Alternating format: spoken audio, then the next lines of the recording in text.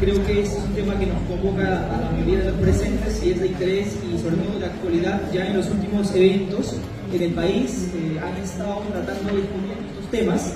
Recuerdo un evento hace pocos meses en la Biblioteca Nacional del Perú justamente, y que creo que no es lejano esta actividad a el quehacer cotidiano, ¿no? de los profesionales de la bibliotecología, de esa información. Bueno, sin más preámbulo, voy a dar la lectura a la trayectoria, que es bastante extensa, una breve reseña solamente. Él es consultor en transformación digital en el ámbito de la cultura, se dedica al ámbito del marketing, gestión de la información también en organizaciones, y pues tiene experiencia o formación en ingeniería, bibliotecología y marketing. Yo creo que es un experto en este tema. Y bueno, también ha trabajado en ámbitos, diferentes proyectos, ¿no? que le ha llevado alrededor del mundo. Bueno, ya nos contará nuestro expositor más acerca del tema con el que nos va a acompañar en esta oportunidad. Yo estaré pues dirigiendo esta intervención, daremos unos minutos al final para cualquiera de los participantes que pueda intervenir. Muy bien, sin más preámbulo, le dejo el micrófono. Bueno, creo que voy a estar aquí moviéndome poco. Es inusual en mí que no me mueva, pero la idea es que esta conversación sea más movida al final. Me han indicado que dé un poco más de espacio al final para las preguntas. Lo que sí les quiero contar, para empezar, primero agradecer al colegio por la invitación, por supuesto, y agradecer también especialmente a la PUC por completar este viaje a Perú con otros talleres adicionales que he tenido la oportunidad de dar allí, y contarles que esto hace parte de un curso de 8 horas que está abierto, libre, gratuito para todos los bibliotecarios de Latinoamérica y hispanohablantes en el mundo. Ustedes pueden entrar a este curso en esa dirección que ven en pantalla, ¿sí? Para completarlo, así que hoy es solo un abrebocas, ¿ya? Para esto que viene. Ya lo han visto más de 7.000 bibliotecarios hispanohablantes en el mundo, así que no nos podemos quedar atrás, ¿vale? Bien, como pueden ver, yo no me despeino fácil, así que pueden hacerme cualquier tipo de pregunta al final, por supuesto, y vamos a empezar. Entonces, empecemos por la definición, una de las definiciones, porque entre otras cosas el problema con la inteligencia artificial es que no nos hemos puesto de acuerdo sobre de qué se trata exactamente, y no sabemos por qué, tampoco sabemos qué es la inteligencia humana. ¿Sí? No estamos de acuerdo, ni los neurólogos, ni los psicólogos, en qué significa ser inteligente. Así que cuando hablamos de inteligencia artificial estamos hablando de un término que en cualquier caso engloba mucho de ciencia ficción, ¿cierto? Es decir, mucho de fantasía, pero sí podemos decir que en lo que mayoritariamente estamos de acuerdo en que es el sistema que es capaz de imitar alguna acción que requiere un grado de inteligencia humana. ¿Sí? Eso es lo que es hoy, en términos muy genéricos, la inteligencia artificial. Sin embargo, por fortuna de algunos, no tenemos muy claro en la cotidianidad de qué se trata, entonces empezamos a ver neveras que tienen sellos de inteligencia artificial, ¿cierto? Y por ahí vemos un microondas que dice que tiene inteligencia artificial, y decimos, pero ¿esto de qué se trata? Y es porque la inteligencia artificial está en muchos ámbitos, no solamente en los chatbots, que ustedes yo sé que ya han sufrido chatbots, porque ustedes tienen un banco, seguramente, y saben que últimamente cuando uno llama a un banco no habla con una persona, sino con una máquina, ¿cierto? O han sufrido una aerolínea, o han sufrido una empresa de telecomunicaciones. Hace muchos años usan chatbots. Chatbots, como ven aquí a la derecha abajo, es un sistema de inteligencia artificial que hasta ahora está implementando grandes modelos de lenguaje. Antes era un sistema que trabajaba con un directorio raíz, es decir, con opciones. Marque 1 para tal cosa, marque 2 para tal cosa. Ahora funciona con lenguaje natural. Pero miren todas las otras áreas en las que hay inteligencia artificial, y eso que aquí están solo algunas. Arriba a la derecha están los sistemas autónomos, y eso suena muy raro, pero ustedes han escuchado hablar de los autos que se conducen solos, ¿cierto? Ese es un sistema autónomo. Sí, básicamente es un sistema diseñado para conducir un auto, y hace uso de inteligencia artificial. Pero también pueden ver que aquí a la derecha están los asistentes virtuales, a la izquierda, perdón, están los asistentes virtuales. También ustedes tienen en su celular un asistente de voz. Probablemente hayan escuchado hablar de Siri o del asistente de Google. Todos esos sistemas tienen ya un grado de inteligencia artificial. y hay muchas otras áreas. No son las únicas, decía. Incluso, para empezar con la discusión, es muy importante recordar al World Economic Forum, que dice, entre otras cosas, algo muy cierto. Y es que lo que hoy conocemos como inteligencia artificial no es inteligencia. No es inteligencia en el sentido de la palabra. Es un mecanismo de predicción que usa grandes cantidades de datos para predecir y ejecutar resultados deseados. Entonces les voy a hacer una pregunta. ¿Cuántos de ustedes estudiaron bibliotecología? Levantemos la mano los que estudiaron bibliotecología. Bien. ¿Y ustedes estudiaron bibliotecología porque les encantaban las matemáticas? Levanten las manos. Muy bien. No, ¿cierto? No, o sea, yo estudié bibliotecología porque no iba a haber matemáticas. Ya no quiero ver matemáticas. Pues lamento informarles que la inteligencia artificial requiere que conozcamos algo de matemáticas. ¿Sí? Digo lamento porque les va a tocar estudiar. ¿Sí? Tenemos que estudiar un poquito. Pero no se preocupen, hay cursos abiertos, libres y gratuitos. Harvard tiene un curso de estadísticas básicas en edx.org. Buenísimo para entender cómo funciona esto. Entonces ahí hay una cantidad de cursos. Vamos a animarnos, como nos decía el ingeniero hace un rato, a continuar capacitándonos para entender este mundo. Bien, entonces si es un modelo probabilístico, está basado en algo de lo que también hemos oído mencionar muchas veces, y es eso que se llama un algoritmo. Es otra palabra que usan las noticias indistintamente para decirnos o que es un demonio o que es algo muy interesante, ¿cierto? Una de las dos cosas. Pero ¿qué es un algoritmo? Básicamente, nunca nos hemos preguntado. Un algoritmo es una fórmula, una instrucción que le dice a una máquina cómo ejecutar una tarea. ¿Sí? Básicamente, algunas veces es matemática, otras veces es lógica. Y les voy a poner un ejemplo. ¿Qué pasa si ustedes presionan el botón, la X, arriba a la derecha de una ventana en Windows? Se cierra el programa. ¿Sí? Entonces, hay un algoritmo que dice, cuando el usuario posicione el clic sobre el botón X, cierra el programa. Es un algoritmo muy básico, ¿sí? Básicamente. Pero la diferencia es que cuando se trata de inteligencia artificial, de la inteligencia artificial de hoy en día, nosotros no programamos el algoritmo. Nosotros no le decimos a la máquina qué hacer cuando sucede algo. ¿Cómo así, Santiago? Entonces la máquina, ¿cómo hace su trabajo? Imagínense esto, vamos a imaginarnos mentalmente esto. Yo tengo una base de datos de una gran cantidad de tesis, para seguir los ejemplos anteriores, y quiero que el sistema de inteligencia artificial clasifique esa información que tengo ahí. Pero yo no le voy a decir que use el sistema CDU, no le voy a decir, ni le voy a decir que use DUBI, ni le voy a decir que use las tablas de Katia, no. Le voy a decir clasifíquelo, categorícelo, encuentre las categorías que hay ahí. ¿Sí? ¿Qué hago? Le doy a la máquina esta gran cantidad de información. Le digo que el objetivo es crear categorías, la máquina analiza esa información y por sí misma segmenta la información. Entonces lo que hace la máquina es encontrar el algoritmo. Ella por sí sola encuentra el algoritmo. Por eso se llama aprendizaje automático. Y por eso es un poco más complejo entenderlo para nosotros. ¿Por qué? Porque resulta que lo que le digo a la máquina es cuál es el modelo estadístico que tiene que aplicar para estudiar ese corpus documental. ¿Sí? Entonces, ahí es donde está el problema de las inteligencias artificiales. ¿Saben por qué? Porque no sabemos cómo crear los algoritmos, porque no entendemos esos algoritmos. Mi hermano, por fortuna, es el inteligente de la familia, es ingeniero aeroespacial y es el líder de inteligencia artificial de uno de los bancos más grandes del mundo.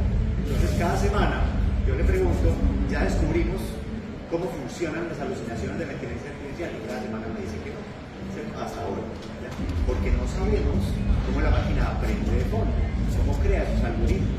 Ahí está la discusión. Bien, volviendo al tema, que esa es una parte muy importante, la pregunta es cómo llegamos a esto, es el contexto. Santiago, ¿cómo llegamos a máquinas que aprenden solas? Porque se llama aprendizaje automático. ¿Sí? Llegamos a esto básicamente porque estamos hablando de ello desde 1600, desde el siglo XVII. Esto no es que apareció en noviembre del año pasado, pues ChatGPT ese año y dijo, miren, yo descubrí la inteligencia artificial. No, aquí no hay ningún Cristóbal Colón que venga absurdamente a decirnos que descubrió el mundo. Esto venimos trabajando desde hace muchos años, y ya les mostraba al ingeniero las fichas catalográficas. Levanten la mano el que no haya buscado con fichas catalográficas.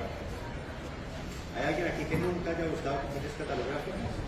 ¿Todos buscaron? Hombre, me gusta saber que aquí todos estamos vejetes. Muy bien, me gusta. Entonces, si todos buscamos con fichas catalográficas es porque sabemos que eso es un metadato, ¿cierto? Y sabemos que ahí hay un sistema de organización y clasificación del conocimiento. ¿Y saben ustedes cómo se entrenó a la primera inteligencia que buscaba en Internet? Con un sistema análogo al Dewey. ¿Ya? Fueron a preguntarles a bibliotecarios cómo podemos organizar el directorio de Altavista. A ver, levante la mano el que hizo Altavista. Ah, también son vejetes. Todos son vejetes. Muy bien. Altavista usaba un mecanismo Dewey, ¿sí? Es decir, de fondo, hemos venido trabajando con informáticos, con científicos de la computación hace mucho tiempo, los bibliotecarios, para encontrar lo que hoy es la clave, y es que las máquinas entiendan el lenguaje natural. Esa es la clave hoy, o sea, el lenguaje natural. Bien. Ustedes le pueden preguntar a Google hoy quién es el presidente de Colombia y él les va a responder de manera directa con una foto del presidente Gustavo Petro, ¿cierto? Básicamente. Y es más, ustedes lo pueden hacer por audio y le pueden hacer después otra pregunta que diga quién es su esposa y él va a entender que es un hilo conversacional. Eso no pasaba hace 3 años, ¿vale? Muy bien. Entonces, es muy importante saber que también aquí llegamos gracias a la ciencia ficción. Y resulta que si ustedes no han leído todavía Isaac Asimov, ya tienen una tarea, siempre como tarea. Siempre. No vayan a una charla mía porque siempre se van a ir por tareas. La primera tarea de hoy es leer un cuento corto de Asimov que se llama La Última Pregunta. La Última Pregunta es un cuento que, entre otras cosas, habla de la inteligencia artificial. ¿Sí? Y no es el cuento en el que él planteó esto, pero él fue el primero que planteó la ética que debería tener una inteligencia artificial, una máquina, un robot, ¿sí? Y planteó estas reglas de la robótica. ¿Ya? Miren ustedes qué simples son. ¿Ya? La primera es que un robot no puede herir a un ser humano o, por inacción, permitir que un ser humano sufra daño. La segunda es que un robot debe obedecer las órdenes que los seres humanos le dan, excepto cuando entran en contradicción con la primera ley. Y la tercera, un robot debe proteger su propia existencia siempre que dicha protección no entre en conflicto con la primera o la segunda ley. La pregunta de Santiago, si eso estaba dicho hace 70 años, ¿ya lo tienen las máquinas integrado? No. La máquina no sabe esto, porque la máquina no entiende. Cuando hablamos de inteligencia artificial, no estamos hablando de una máquina que comprende, estamos hablando de una máquina que aprende. Son dos cosas muy diferentes. Entonces, otro problema es que hoy no sabemos cómo darle a las máquinas estas leyes, ¿cierto? Y que las entiendan. Técnicamente no sabemos cómo hacerlo. No hay una ética computacional en la programación. Otro problema, ¿vale? Continuemos entonces. Aquí para mostrarles algunas pocas empresas que trabajan con inteligencia artificial, les estoy mostrando más de 150, ¿ya? Pero solamente las que comparten la inteligencia artificial. ¿Qué significa esto? Estas son empresas con las que ustedes pueden conectarse a sus inteligencias para usarlas, por ejemplo, en su catálogo bibliotecario. ¿Sí? Pero ¿por qué les estoy mostrando esta imagen? Para que vean lo que más nos gustan los bibliotecólogos, cómo está clasificada esta cosa. ¿Ya? 5 clasificaciones y una más al final. Miren ustedes, aquí se ve muy pequeño, pero al principio estaba la dirección de la presentación, la copiaron, al final se las voy a volver a dar. Pero miren, está clasificada, primera línea, inteligencias artificiales de la visión computarizada, las que reconocen imágenes. ¿Les han preguntado últimamente si son robots? Seguro que sí, esta mañana algunos le preguntaron si eran un robot, ¿no? Entran a una página web y dicen, yo no soy un robot. Y pues, yo tendría que pensarlo bien, porque tal vez lo soy, pero no lo sé, ¿no? Entonces, le digo yo no soy un robot y me pregunta que dónde están los semáforos. ¿Sí? ¿Que dónde están los semáforos? Bueno, ahí estoy entrenando la inteligencia artificial de la visión. Y cada vez son preguntas más complejas. ¿Saben qué me preguntó cuando estaba en una conferencia en las Islas Canarias hace un mes? Me dijo, ubica los objetos de las fotografías en su entorno natural. Yo, caramba, ¿qué es esto? Y había una vaca volando. Esto no es una vaca en un entorno natural, ¿cierto? Había una vaca pastando, esa sí está en un entorno natural. O sea, ya estoy empezando a entrenar con algunas frases más complejas a las inteligencias de la visión, ¿cierto? Entonces imagínense. Pero también están las inteligencias del habla, la segunda línea. Llevamos muchos años, ahora sí vamos a medir quién era geek, quién era ñoño, como yo hace muchos años. ¿Alguien escuchó hablar del Dragon Natural Speaking alguna vez en su vida? Un sistema que reconocía la voz por allá a finales de los 90, que no le dictaba al computador, lo tenía que entrenar más o menos 20 horas para que entendiera, ¿sí? Uno sentado 20 horas para que entendiera. Hoy en día usted le puede dictar a cualquier celular y escribe, ¿cierto? Eso se llama speech to text, es decir, transcripción de texto, del habla al texto. ¿Ya? Y hay muchas inteligencias que lo hacen muy bien, pero hay otra a la inversa. ¿Cómo se llama cuando yo pongo una máquina a hablar? ¿Se acuerdan de Loquendo? Ese también lo escucharon alguna vez, era muy robótico, ¿no?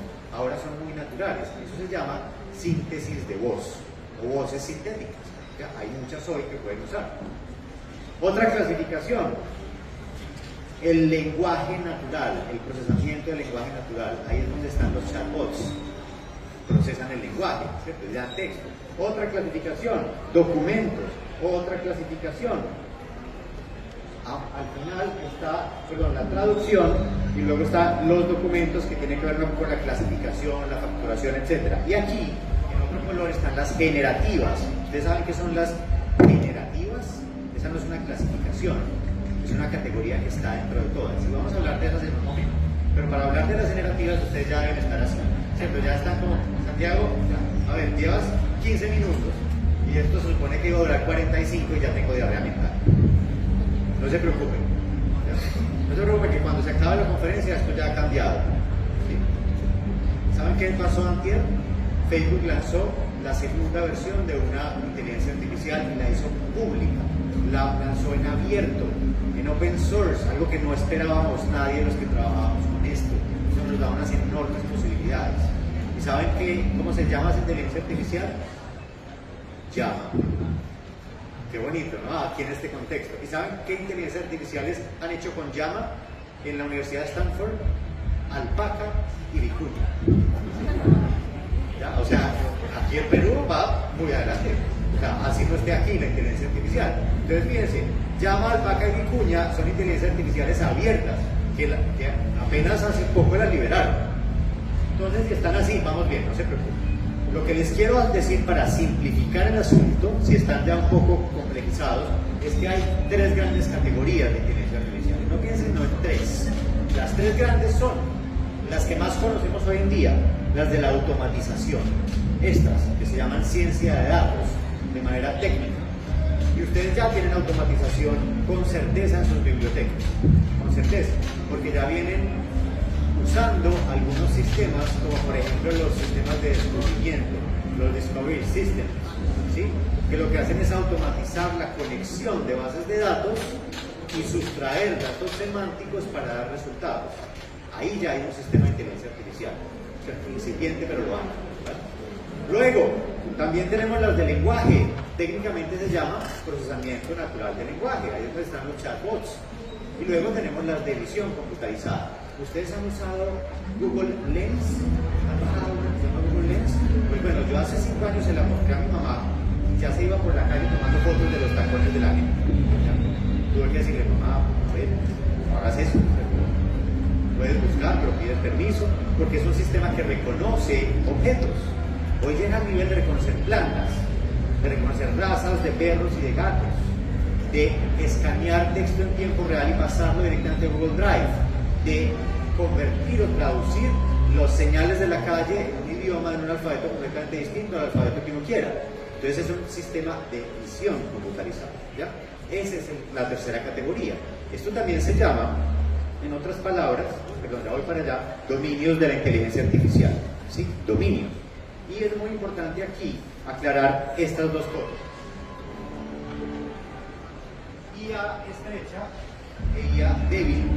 Hoy todas las inteligencias artificiales que usamos se llaman inteligencias artificiales estrechas o débiles, porque están dedicadas a una tarea en particular. ustedes al carro que se conduce solo, al Tesla 3 o al Tesla S, no le pueden preguntar ¿cuál es el presidente de Colombia? A ver, no está diseñada para responder preguntas, está diseñada para conducir un auto, ¿cierto? Y tiene unos sensores para conducir, no tiene conexión a internet para responder preguntas. Está destinada a eso y por eso es estrecha o débil, ¿sí? Ay, Santiago, pero es que resulta que ayer, miren, también ayer, Google lanzó la posibilidad de que en su chatbot, que se llama Bard como los bardos cantantes medievales, no como Bart Simpson, ese es otro, ¿cierto? Bard resulta que ya permite que yo le suba imágenes, pero es un chatbot. Entonces, Santiago, ¿esa es de visión o es de lenguaje? Esa es multimodal, ¿ya? O sea, tiene las dos. Y ojo, que sea multimodal no significa que no sea estrecha, porque es o de visión o de lenguaje. Yo no le puedo pedir que haga un video, yo no le puedo pedir que haga un juego, yo no le puedo pedir que haga un análisis semántico de un texto matemático. Ahí tiene dificultades, ¿ya? Porque es estrecha. Y es que hoy no existe este señor. ¿Lo conocen? ¿Lo han visto? ¿Ya? ¿Alguna vez en su vida? A ver, ¿quién es noventero? Pues que vio el Terminator cuando salió. Muy bien. Dime. El de 800, claro, por favor, de los primeros. Es decir, y si son un poquito más viejos, vieron HAL 9000, Odisea 2001, ¿cierto? Más geek. Esa fue una primera inteligencia artificial. Pues no, lamento decirles que no existe. Que los noticieros que nos dicen estamos al borde de la extinción porque la inteligencia artificial nos va a gobernar, ojalá, pero no. No es posible, ¿ya? No existe una inteligencia artificial general y no existe por dos razones. Porque ponerle los sensores suficientes a una inteligencia artificial para que entienda el mundo como lo entendemos los humanos exige una potencia computacional que no tenemos. Primera razón, no tenemos la potencia computacional necesaria. Segunda razón, no tenemos por qué. O sea, ¿para qué queremos crear una inteligencia artificial general? ¿Cuál es el propósito? Podemos crear muchas especializadas en lugar de crear una general. ¿Ya? Entonces fíjense que ahí también hay una discusión técnica y filosófica en juego. Si no han leído a Yuval Noah Harari, es una segunda tarea, busquen un video de Yuval Noah hablando hace un par de semanas sobre inteligencia artificial para entender por qué no necesitamos una inteligencia artificial generalista de estas que terminé, ¿vale? Muy bien. Ahora, si no existe una inteligencia artificial general, lo que sí existe, lo que está de moda, lo que estamos viendo, lo que llega a los noticieros, es lo que se llaman las inteligencias artificiales generativas, ¿ya? Y ahora se las mencioné. Ay, Santiago, entonces estas están dentro de el lenguaje, o dentro de la visión, o dentro de los datos. Estas están en todas partes, porque se llaman generativas por una característica específica, es que crean algo, es que tienen la capacidad de crear algo. Entonces volvamos al tema del banco. ¿Quiénes han sufrido un chatbot de un banco?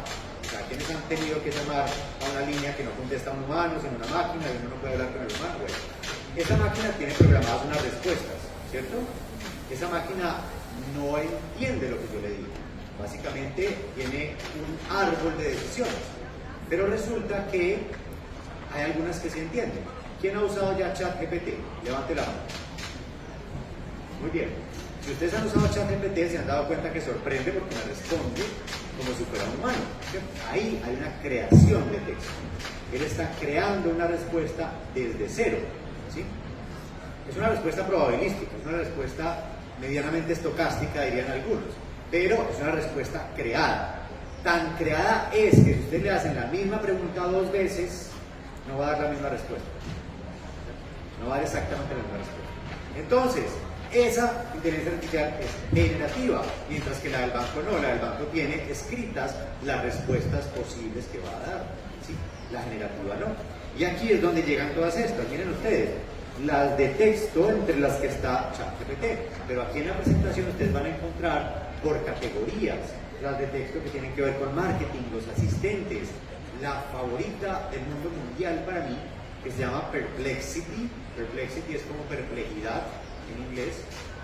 Ustedes buscan perplexity.ai, una inteligencia artificial que busca en internet en tiempo real, que busca en bases de datos académicas, si yo quisiera que buscara exclusivamente ahí, que me da las fuentes de los resultados y que construye un texto coherente con esos resultados.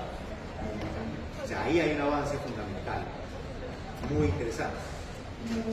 Pero eso tiene que ver con que Perplexity es el resultado de implementar el chatbot, no es el chatbot. Y ahora vamos a hablar de eso, ¿sí? Porque es muy diferente la implementación.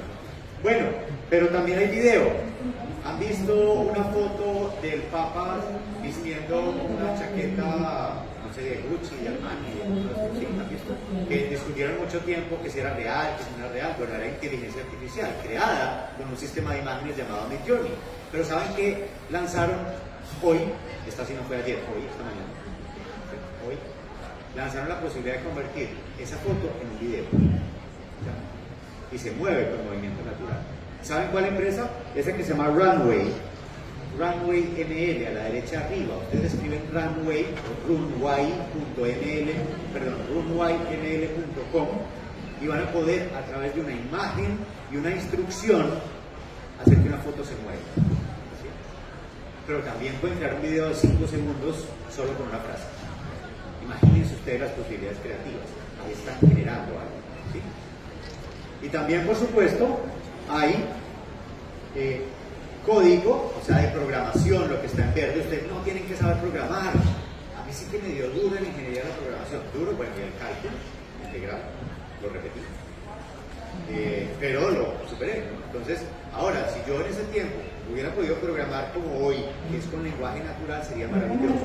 ¿Saben qué programamos para el podcast de Infotecarios? ¿Conocen infotecarios.com? El podcast hace 4 años celebramos los 4 años este domingo. Hicimos lo que se llama un web scraper, un sistema que busca información en internet, los titulares de los blogs de bibliotecas, me dice cuáles son las tendencias de lo que estamos hablando en bibliotecas y me lo pone como uno de los temas de los podcasts cada 8 días. ¿Cuál es la tendencia de lo que estamos hablando? ¿Y quién lo hizo? Un programador, Santiago, ¿no? Fuimos a GPT-4 y le dijimos, quiero crear un sistema que busque los titulares de los blogs determinados, que me haga un análisis de los textos y que me digan cuáles son los semánticamente más repetidos. Y eso fue suficiente. Y generamos el programa, lo subimos a una nube, a la nube de Google, y hoy estamos recogiendo datos de manera automática. Imagínense ustedes. Es una posibilidad muy grande. Ahora, también tenemos para imágenes, también tenemos para el habla, para 3D y otros más. De estas hablamos en el curso a profundidad, en el curso de 8 horas, así que hoy no voy a ir allí. Pero, ¿qué pasa en las bibliotecas? También teníamos un mito, les decía hace un momento, es que creíamos que en 2022 había aparecido esto de la nada, que de pronto llegó ChatGPT como traído por una nave alienígena, como las líneas de Nazca que la crearon los aliens, o las pirámides, las crearon los aliens. Entonces, pues, llegaron de la nada. No. Llevamos muchos años usando inteligencia artificial. Ya les había dicho que hay sistemas que usamos cotidianamente. ¿Conocen este señor? WorldCat. Si no conocen WorldCat, seguramente conocen el dueño, OCLC, ¿cierto? OCLC ya lleva usando inteligencia artificial mucho tiempo en los sistemas de búsqueda y de descubrimiento, porque tenemos un problema grande, y es que queremos que la gente encuentre la información en bibliotecas, es cierto, que la encuentre fácil, ese es el propósito, pero no la catalogamos y la clasificamos suficientemente bien para que la gente lo encuentre. ¿O no estamos de acuerdo? ¿Estamos de acuerdo? Es decir, somos muy buenos clasificando y catalogando, técnicamente hablando, pero es que no tenemos tiempo de hacerlo en la profundidad que quisiéramos. ¿Y saben qué es lo que mejor hacen las inteligencias artificiales? Catalogar y clasificar. ¿Sí?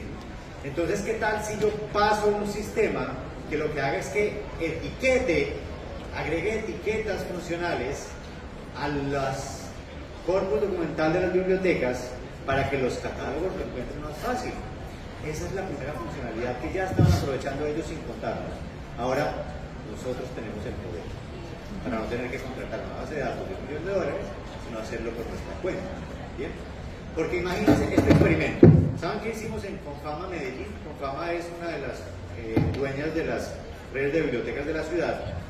Lo que hicimos fue agregar una etiqueta social, en lo que se llama una taxonomía, diría el profe Jesús. Una taxonomía es una taxonomía hecha por la gente, ¿sí? Entonces, ¿qué hicimos? Le pedimos a las personas que empezaran a decirnos qué emoción, ojo, qué emoción, qué sentimiento les generaba una lectura específica de un libro. Y entonces recogimos más de 3.000 respuestas de emociones que generaban libros específicos. ¿Ya? ¿Y saben qué hicimos?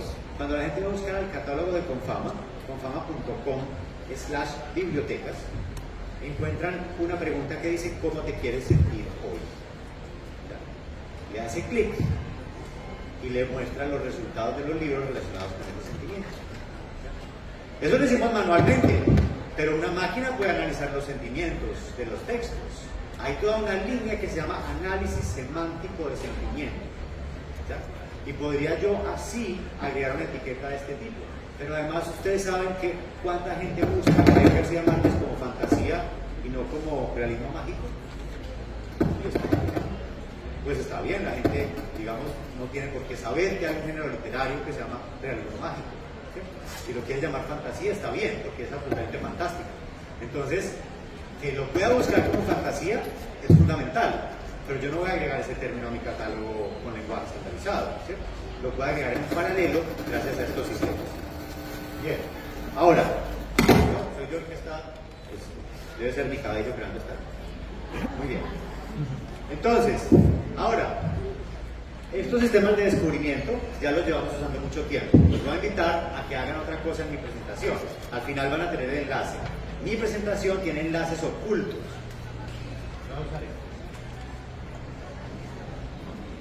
Mi presentación tiene enlaces ocultos. En esta diapositiva en particular, ustedes van a encontrar varios enlaces. Entonces, esos enlaces están para que ustedes profundicen en la información que no alcanzo a contar aquí. ¿Cierto? Siempre hay enlaces ocultos. Entonces, atentos, porque ahí van a encontrar varios. Ahora, ¿se acuerdan de este otro? Claro, antes de las imágenes, antes de que me preguntara dónde poner una vaca, que fue lo último que me preguntó, ¿cierto? Me pedía que escribiera palabras mal escritas, ¿o no? ¿Cierto? Eso se llamaba CAPTCHA antes. ¿Cuánto tiempo llevaron ustedes usando CAPTCHA? Muchos años, ¿no? Todavía salen en algunas partes. ¿Saben qué estábamos haciendo ahí? Ayudándole a Google, porque amamos a Google, porque queremos a Google, ayudándole a Google a digitalizar los libros mal escaneados. Google Books es la base de datos de libros más grandes del mundo. Google Books, y tenía un montón de libros mal escaneados. No lo entendía, no reconocía los caracteres, pero como la hemos entrenado, ya la reconoce súper bien. ¿Sí? Y no nos ha dicho gracias Google, ¿verdad? Todavía no. Pero sí podemos descargar los datos como bibliotecas. Ustedes pueden descargar el dataset de Google Books, pueden solicitar descargar el dataset de Google Books para alimentar sus inteligencias artificiales. Lo pueden hacer. Entonces sí podemos, a cambio de esto, hacer algunas cosas. Bien, ahora, ¿dónde más se imagina la inteligencia artificial en bibliotecas? Esta es una pregunta que resolvemos en ese curso de 8 horas de manera incipiente, porque ya les dije dónde es mi lugar favorito para ponerlas, la catalogación y la clasificación. ¿Por qué? Porque yo creo que los bibliotecarios deberíamos estar más afuera que adentro del sistema de clasificación, más al lado de la gente que adentro del sistema, del libro, ¿cierto? Pero de eso hablamos más adelante. También hay otras formas de usar inteligencia artificial. Por ejemplo, una de las formas es crear sistemas que respondan como si fuera una inteligencia artificial malvada por un libro determinado. ¿Ya? ¿Han usado poe.com? ¿Alguien conoce poe.com? ¿No? Bueno, poe.com, como Edgar Allan Poe, es otra de mis páginas favoritas del mundo mundial, porque ustedes ahí en poe.com pueden probar todos los chatbots que hay disponibles hoy. Ustedes no tienen que pagar para acceder a la última versión del ChatGPT. ¿Cómo así, Santiago? A mí me habían dicho que sí. Si yo quería usar GPT-4 tenía que pagar. Si quieren usar GPT-4, el de ChatGPT, tienen que pagar. Pero poe.com les permite usarlo gratis, 3 veces al día. Hay una limitación, pero es que en 3 veces yo le puedo dar unas instrucciones suficientemente amplias. ¿Sí? Es más, pueden usar la competencia más cercana, que se llama Cloud 2. casi nadie ha oído hablar de cloud o de Claude, le dicen algunos, los españoles dicen Claude, que no lo leen literal. Claude 2, ¿verdad? ¿Han escuchado hablar? ¿No? Es de Anthropic, que es a su vez propiedad de Google. ¿Sí? Entonces, ahí pueden usar Cloud 2. Es más, ahí pueden crear sus propios bots.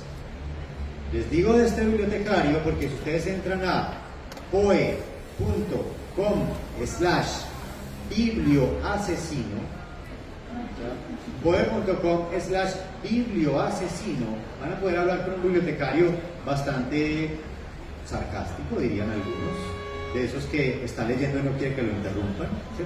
Que está moralmente superior a todos los que entran a la biblioteca, y pueden pedirle que les recomiende un libro a ver qué hace, ¿cierto? Hagan el ensayo. Entren a poe.com/biblioasesino y vean cómo ustedes pueden ahí crear su propio bot para dar referencia de alguna manera y empezar a experimentar.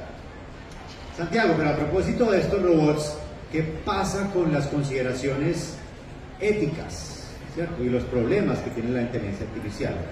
Ya hablamos de algunas, porque les dije, uno de los principales problemas desde la perspectiva técnica es que no sabemos cómo funciona en el fondo, porque tiene un sistema de aprendizaje automático. Pero hay otras tres grandes problemas. El primero, y en el que mucha gente me pone, porque creen que yo soy un tecnosolucionista, y es creer que la tecnología es la solución a todo. ¿No? Absolutamente no. La tecnología tiene sentido en la medida en la que potencie lo humano, no al revés. Por eso mis intervenciones con mi empresa son centradas en el humano, son alrededor de la cultura digital y no de la tecnología. Es muy diferente, porque la cultura digital es la forma en la que modificamos nuestro comportamiento para usar la tecnología. Es muy diferente. Entonces, no creamos que esto es la solución a todo, pero también hay otras dos importantes. Santiago, ¿vamos a perder empleo? Vamos a transformar definitivamente el empleo, sin duda. Se está transformando. Pero, ¿saben? ¿Ustedes sabían que la biblioteca bodleiana de una de las universidades más importantes del mundo cerró después de la invención de la imprenta durante varios años? El bibliotecario le escribió, el decano de la biblioteca le escribió a su consejo y le dijo, no tiene sentido estar aquí. O sea, a un señor absurdo se le ocurrió inventar una cosa que lo que hace es popularizar el libro. Entonces, ¿para qué las bibliotecas? ¿Para qué? Tiene sentido. Y cerraron, y vendieron, y tuvieron que comprar todo otra vez 10 años después. Entonces, 5 minutos, perfecto. Entonces, se trata de transformarnos, ¿cierto? De plantearnos las transformaciones y de hacernos las preguntas correctas. Por ejemplo, ¿cómo están usando nuestros datos? La privacidad. Si hay un error, si alguien asume como cierta una respuesta que puede ser una alucinación, lo decíamos, de un chatbot y comete un error académico, comete un error práctico, comete un error médico, ¿quién tiene la responsabilidad? ¿Exclusivamente la persona? ¿Cómo puedo trazar esa responsabilidad? Entonces, esas son preguntas que hay que hacernos hoy. Y adicionalmente, hay otro asunto clave, y es lo que refleja esta caricatura, ¿no? Si nosotros empezamos a actuar como estos dos, este señor dice, ¡ah, qué maravilla! La inteligencia artificial, le acabo de dar una idea y me creó un correo electrónico de 4 párrafos, muy bonito, pidiendo esa idea.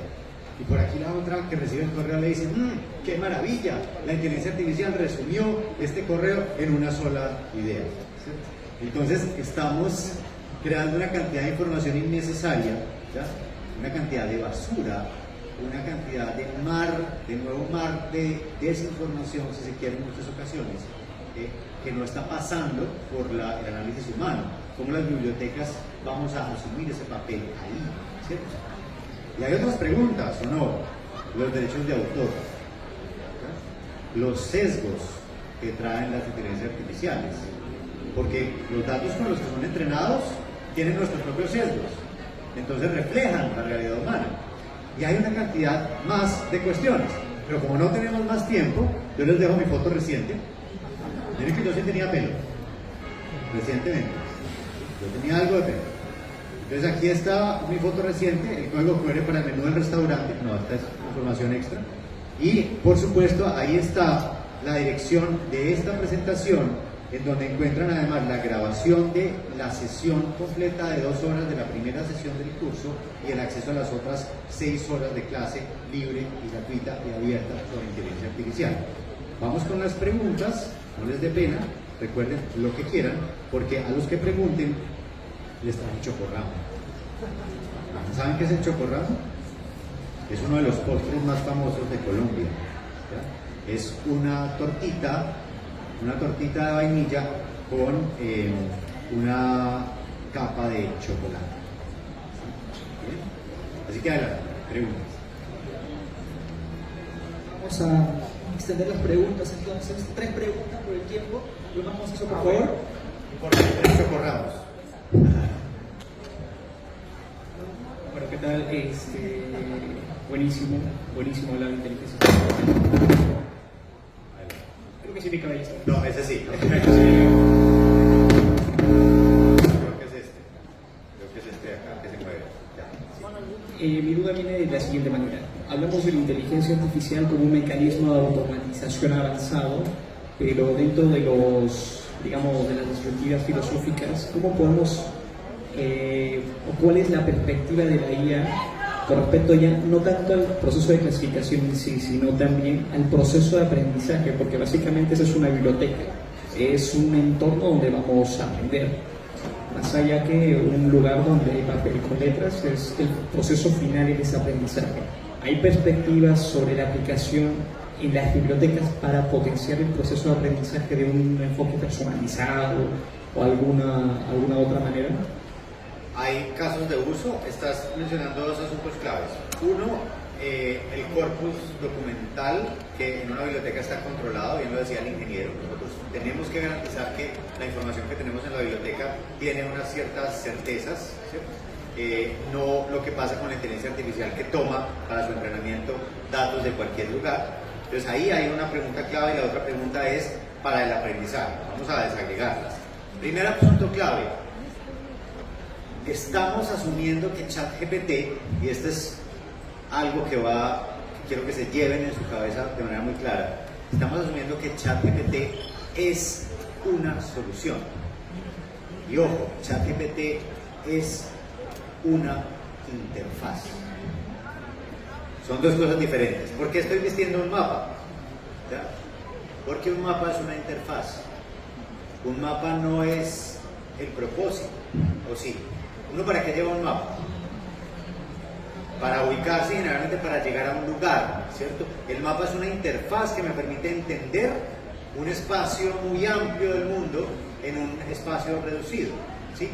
ChatGPT está entrenado para entender el lenguaje humano, pero no para dar respuestas.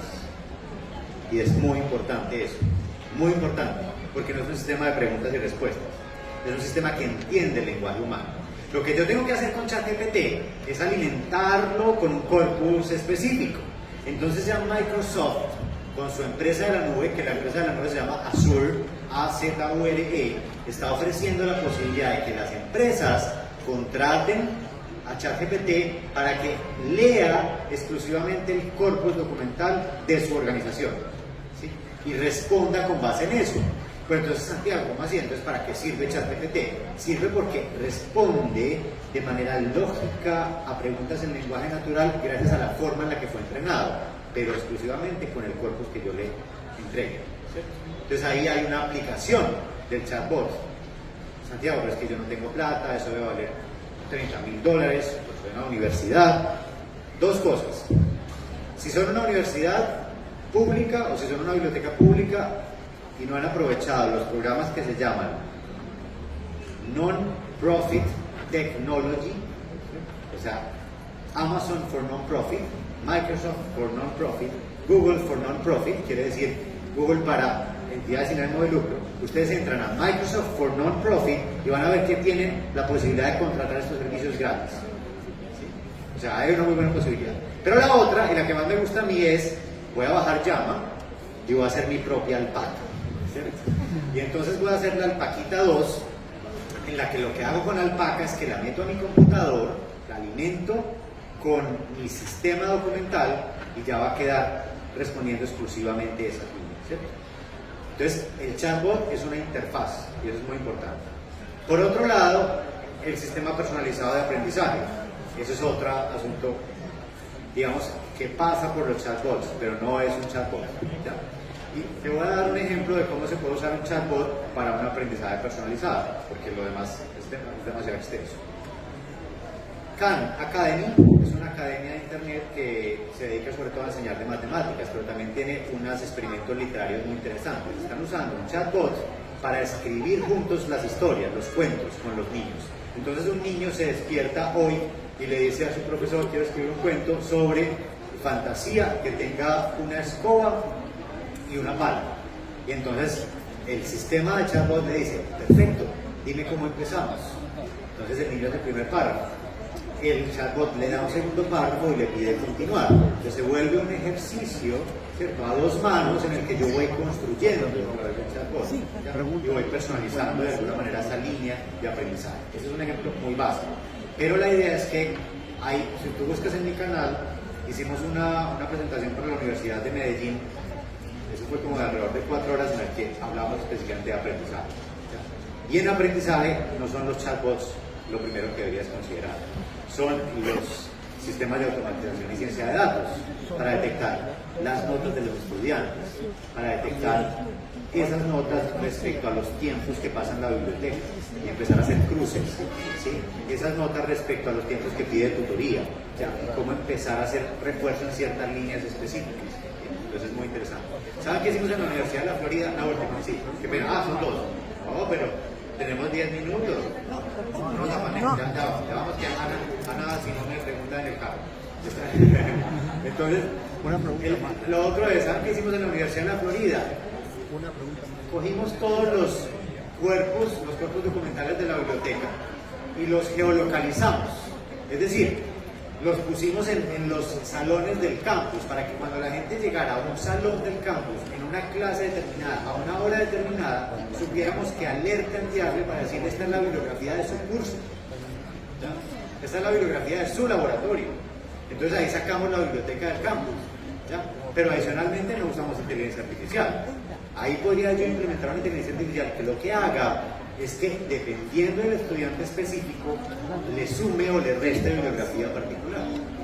Entonces ahí le agrego capas de inteligencia que tienen que ver con esa personalización. ¿Vale? Muy bien, ahora sí, Ana. Sí, a ver, una pregunta cortita. Sí, dijiste que la inteligencia artificial aprende de acuerdo a los datos estadísticos, lo que acabas de decir, el corpus que uno lee. Pero en la actualidad, digamos, cuando tenemos una respuesta, ya sea del ChatGPT u otro, ¿cómo sabemos con qué corpus ha sido alimentado? ¿O hay un sesgo y América Latina, por ejemplo, o en español, está o no está presente en ese corpus? Excelente pregunta. Mira, el problema con ChatGPT y el problema con Bard, incluso de Google, y con Anthropic, con Cloud de Anthropic, es que por propiedad industrial no me dicen cuáles son las fuentes.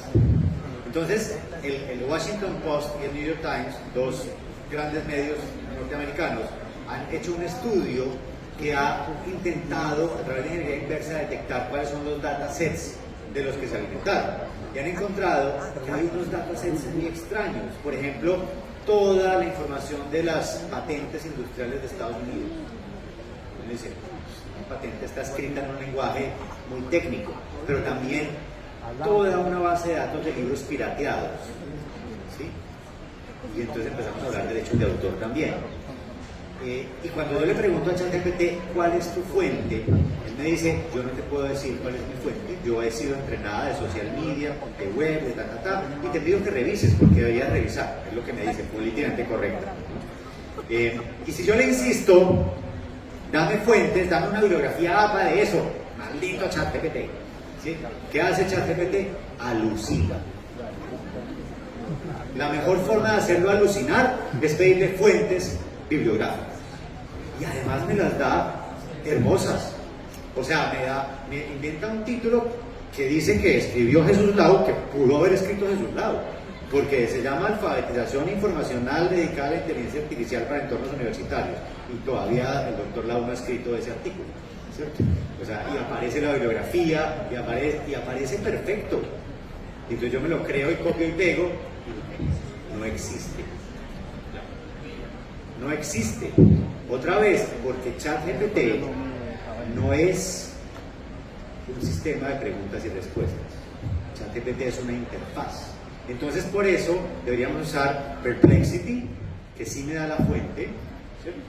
O deberíamos usar la versión de GPT paga, $20, Santiago, $20, soles, no me alcanza. ¿Saben qué pasa con ChatGPT? No está haciendo lo de Netflix de decirme que no la use con mi familia, no. Hemos hecho un experimento social y una cuenta de ChatGPT la han podido usar 40 personas. No digan, esto no está siendo grabado, ¿sí? Bien, entonces, ustedes hagan el experimento. O sea, los bibliotecarios hemos sido piratas por excelencia. Esto no lo sostengo, si están grabando, nadie está grabando.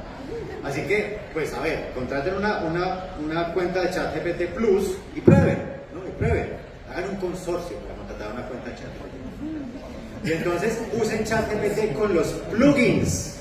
Con los plugins. Porque es que los plugins son la clave. Un plugin es un programa que yo le pongo. Y hay un plugin que amo que se llama Scholar AI.